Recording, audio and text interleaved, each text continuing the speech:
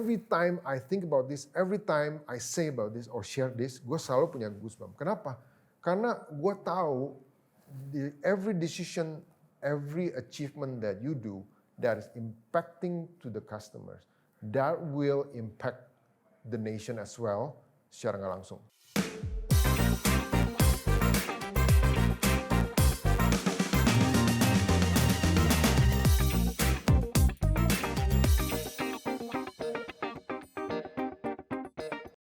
Oke, kita menuju ke Thailand lagi ya. Okay. Nah, banyak orang mimpi kerja di luar negeri. Ya. Pasti ya. Lalu mungkin mereka berangan-angan enak hidup di sana. Mungkin karena gue masih single kayak lu bilang tadi 20, gue pengen jadi ambassador atau duta besar dan lain sebagainya keliling dunia. Ya. Nah, cuman some people membuat kesalahan banyak lah ketika tinggal di luar negeri. Mungkin lu bisa mention gak? Apa sih kesalahan-kesalahan yang biasanya dilakukan orang ketika dia hidup expatriate di luar negeri? Oh jadi ini udah jadi expat dulu ya? Iya. Atau dalam mempersiapkan hidup di luar negeri. Belajar dari pengalaman juga kalau misalnya kita ngomongin ini dulu ya kali ya sebelum berangkat gitu. Betul. Ya. We did not make a new community fast enough. Oke. When you are in other countries, jangan sampai lu ngerasa lu sebatang ara. Lonely. Yeah. You need communities. Kita ada communities, tapi setelah kayak 1 tahun kemudian, itu kering. Ya. Dan seharusnya, if we can go back in time, seharusnya sebelum event berangkat pun udah mulai cari community, kenalan sama orang lebih banyak. We did, tapi not many enough. Yeah. Itu number one. And then you have to decide whether your home itu mau deket sama kantor atau mau deket sama sekolah anak. Ya. Menarik juga ya. Itu mesti. Apalagi kita dari Jakarta yang mana macet, ya ampun gitu kan. Jadi dan ya in particular Thailand juga nggak kalah gitu ya. Jadi waktu itu ya memang gue untungnya anak belum sekolah. Jadi we decided to stay close to where I work. Dan bayangin Mike ya, gue setiap pagi ke meja gue dari tempat tinggal itu jalan kaki 6 menit. OMG. Itu suatu apa ya? Itu kemewahan. Suatu kemewahan, privilege. Ya, privilege. Gue makan siang balik lagi gitu. Itu menurut gue kayak wow. Dan gitu. menghemat budget banget. Oh ya sangat kan? gitu. Lu masak sekalian dan lu bisa makan di rumah. Iya. Wow. Lu bisa itu tidur siang. If you want, ya. Power nap. Ya. Gitu. Wow, menarik.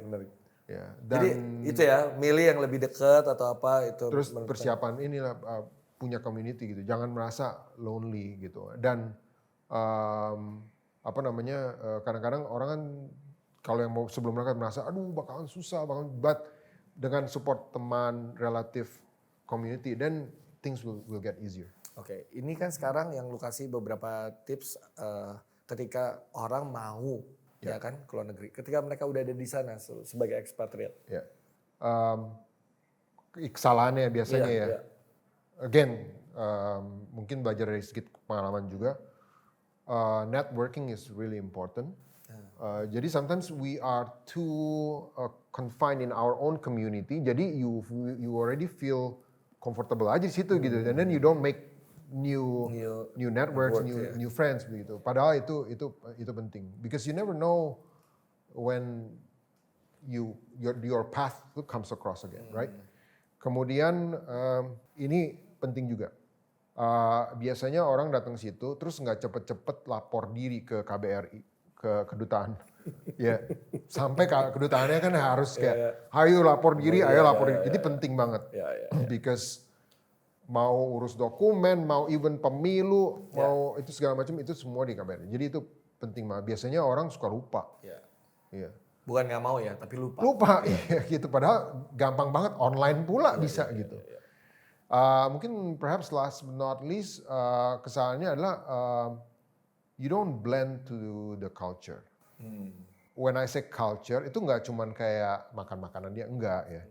Yang paling strong when you stay in other country, kita ngomong di country yang nggak ngomong bahasa Inggris, right?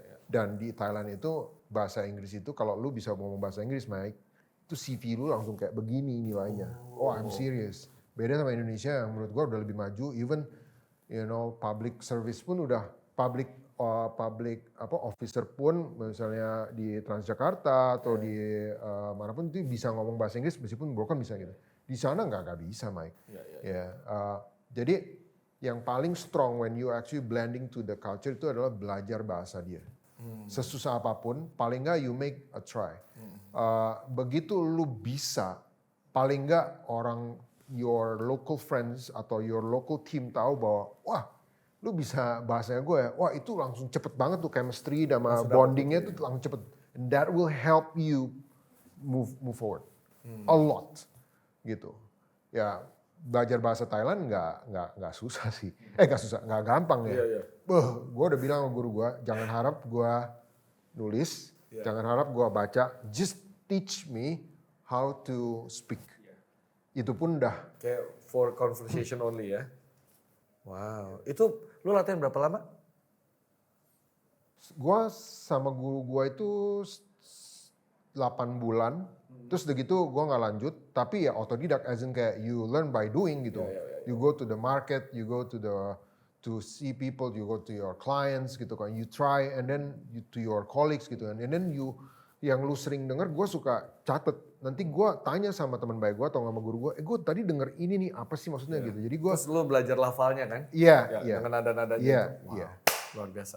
Nah, selain kemampuan untuk bisa belajar bahasa lokal setempat, ya selain bahasa Inggris ya, bahasa yang internasional gitu, skill apa aja sih yang harus dimiliki supaya orang kalau yang kerja atau bisa kerja di luar negeri bisa survive gitu? Oke. Kalau tadi language sudah ya, I said a lot about the language. Itu menurut gue crucial banget. Yang kedua itu gini, I always believe bahwa expats itu, I'm not saying always, but in most cases they are hungrier, they are more confident, hardworking. Karena buat mereka, gue udah saying goodbye nih ya sama rumah, risk taking gitu kan. Jadi itu a failure, it's almost like Zero. Bukan zero, not an option. Oh, not an option. Wow. Yeah, at least you have to have that kind of mentality, right? Jadi ini factors to success juga kan. Jadi kalau misalnya you ask me about what's the skill, tapi lebih kayak yang pertama benerin dulu your mindset gitu. Lu siap nggak dengan this kind of mentality gitu kan? Because gini, kita dari Indonesia, kita ditugasi di negara lain ya. Begitu kita do very well di situ, yang benefited itu bukan cuma gue doang loh. Bukan cuma family doang. Tapi nama Indonesia di situ. Right? Itu nama Indonesia, sama nama your originated office. Indonesia office di sini. Dulu waktu I landed situ, in my department, I was the first permanent foreign person yang di-hire di situ, di department gua. Wow. Dan I know the stake, right?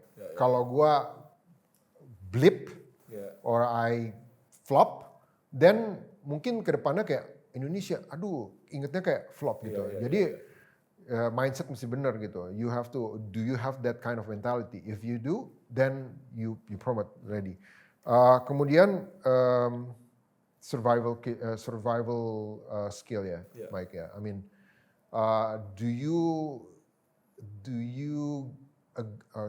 maybe lu siap nggak untuk to do whatever it takes untuk survive gitu. Awal-awal gitu kan mesti tahu tuh kalau gua mau beli groceries kemana, ke pasar, wet market, segala macam ya. Ada some people, ya memang sekarang lebih mudah ya, you can just type in your phone, right? Tapi some people kan kayak, aduh gua kayak gituan tuh kayak keluar dari comfort zone gua, kenalan sama orang baru itu kayak, tapi you just have to do what you need to do. Harus diupayakan begitu. Iya, lu mesti emang harus ada effort gitu ya. Make a lot of effort, survival skill, sama blend with the culture. Jadi kalau misalnya dulu nih ya, Mike, gue datang situ, itu di saat dimana Raja Thailand itu baru meninggal. Iya, mangkat kalau nggak salah. Iya, meninggal. Jadi setahun mereka itu dalam berkabung. Iya, iya. Gua seumur umur nggak pernah tuh yang namanya beli baju hitam abu-abu gitu ya. Tapi karena ini local culture, lu mesti menghormati mereka. Well, then you blend in. Iya, iya, iya. Baju lu mesti hitam setiap hari. Gua nggak pernah seumur umur baju hitam setiap hari. Baju navy gitu kan. Iya, iya. Jangan seperti turis gitu lu pakai baju apa warna segala macam itu. Kayak begitulah. Terus kalau misalnya mereka ada perayaan apa segala macam, Lu ikut juga? harus ikut. Oh. Dan I enjoy it gitu kan. Dan that's how you actually bond with the local team, with your colleagues gitu kan. So you don't alienate, mengasingkan diri lu sendiri gitu loh. And these are all part of the process, part of the part of the whole experience ya Mike ya. Yang lu nggak bisa beli pakai duit sih, gitu. Nah, kalau balik lagi ke orang, ini kan kita persiapan semuanya ya. Tadi ada beberapa hal penting yang juga harus disiapkan kalau kita mau berangkat ke luar negeri. Gimana sih sebelum kita berangkat ke luar negeri, cara dapat kerjaan di luar negeri? Ini core dari segala core intinya. Apakah itu ya opportunity yang datang? Gue yakin itu opportunity yang datang secara langka gitu ya. Gak semua orang dapat kesempatan itu. Cuma sebenarnya bagaimana sih kita bisa memperbesar opportunity itu? Okay. I can share a few ya, for my case ya. Jadi tadi sempat gue ngomong sebentar. Jadi gue mulai mendapatkan pintunya itu setelah 9,5 tahun. Ada orang 1 tahun nggak dapet, ada berapa bulan nggak dapet, udah kayak udahlah udah gitu. Tapi ya you have to be persistent. Yeah. And you have to tell your supervisor, this is my aspiration. Clearly ya, you have to tell them clearly, this is my aspiration and what is your development plan. Itu penting. Kalau lu cuman ada di diri kita sendiri, bagaimana your supervisor bisa tahu bahwa oh ternyata lu mau ada internet exposure loh, gitu kan. Padahal they can be a sponsor to you. Itu mesti jelas. Jadi throughout 9.5 years itu sebelum ada opportunity itu, mungkin I've gone through paling nggak mungkin 8 line managers. And gue nggak akan bosen-bosennya. Every single one of them, kalau kita lagi one-on-one kayak gini, I'm gonna tell them. And kalau masih belum pun, tahun kedua, 3, 4, terus, I'm gonna tell them. Jangan lupa ya, my aspiration, dong. Gitu kan ya. I mean, you have the rights to do that, right? Itu penting. Kemudian the networking. The more you know people out there in other countries, this is the better, because sometimes memang cross-border international vacancy itu memang di company is open, I mean di publish, tapi kan sometimes lu nggak pantengin itu tiap hari kan, nggak pantengin itu tiap detik juga. Jadi sometimes it comes from there or from your friends who is sitting out there, dan lebih menguntungkan lagi kalau misalnya you have been working with people from other countries closely gitu. Jadi dia tahu bahwa lu cara kerjanya kayak gini and I'm comfortable with you and segala macam. Dan itu lebih bisa membuka opens up more opportunities. Wow, oke. Wow. Nah sekarang kalau gue ngelihat dari apa yang lu sampaikan hari ini nih gue sangat bangga. Asli, sebagai teman gue ngelihat lu sebagai sosok yang bankers yang humble, luar biasa, international exposure-nya luar biasa. Kira-kira buat Denny sendiri, 5 tahun dari sekarang, lu membayangkan diri lu sebagai apa sih? Seperti apa? Oke. Jadi gini ya Mike, I will also share what I'm seeing myself 5 years from now. And at the same time, I'm going to share to you, and hopefully the listener gitu ya, my calling, my vision and calling. Hopefully 5 years from now, gua udah bisa berada di posisi leadership yang lebih senior lagi. Because to me, gini, every day I wake up in the morning, I ask myself, gue udah bisa tahu tuh, I'm going to complete this. Tapi itu kalau lu cuma complete doang, that's not gonna be impactful. You see, when you complete something, you have to ask, is it impactful or not? Yeah. Jadi gue akan ask myself, how are these completion going to impact my colleagues, my surroundings, and the industry. When I said the industry itu adalah ya the customers kan gitu ya. Jadi jadi kalau misalnya your policy, your decision itu bisa change and when I say change the benefit your team, their life, and at the end the customers for the benefit gitu ya. Lu bayangin berapa banyak orang-orang di luaran sana yang bisa menjalankan bisnisnya rolling secara baik. Dan berapa banyak mulut-mulut yang bisa dikasih makan. Dengan demikian, itu kan menggerakkan roda ekonomi negara ini. Benar nggak? Atau negara dimanapun kalian ditempatkan. Ini gue punya goosebump.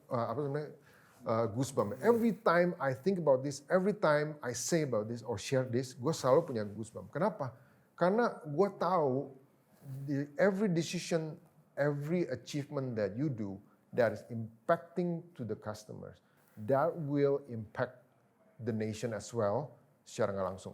Wow. Itu impact ini dan impact country punya ekonomi.